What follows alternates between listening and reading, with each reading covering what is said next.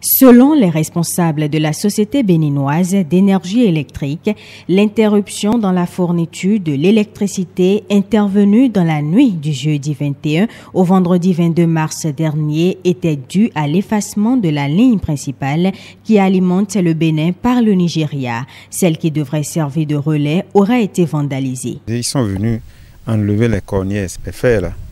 Ils en ont démonté.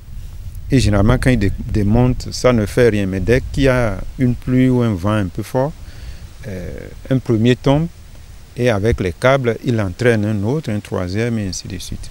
Alors, qu'est-ce qu'ils ont fait? Ils sont montés et c'est un peu plus haut qu'ils sont allés déboulonner. Bon, lorsqu'on voit ce qu'ils font avec ces morceaux de fer, on en rencontre souvent qu'ils l'utilisent pour faire les bâches des véhicules, d'autres l'utilisent pour les pousse-pousse. Mais quand vous évaluez par rapport donc aux dégâts que nous subissons, c'est sans commune mesure. Nous perdons énormément de ressources pour rien, en dehors des conséquences directes où il faut investir pour reprendre l'alimentation de la ligne.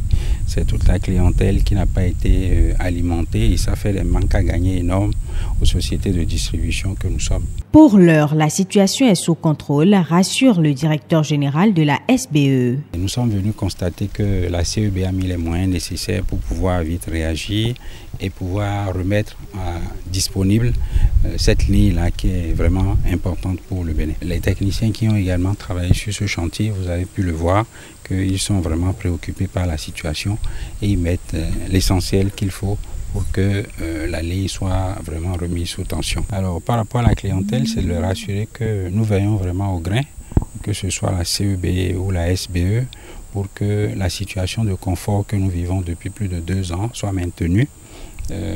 En assurant la maintenance des lignes, en veillant à ce que les ouvrages qui vont faire le transport et la distribution soient prêts pour que chaque fois qu'il y a possibilité d'alimenter, que nous puissions le faire. Cette visite conjointe des directeurs généraux de la CEB et de la SBEE à Anoumambio au Togo était aussi une occasion pour insister sur la nécessité pour chaque citoyen de respecter les ouvrages publics.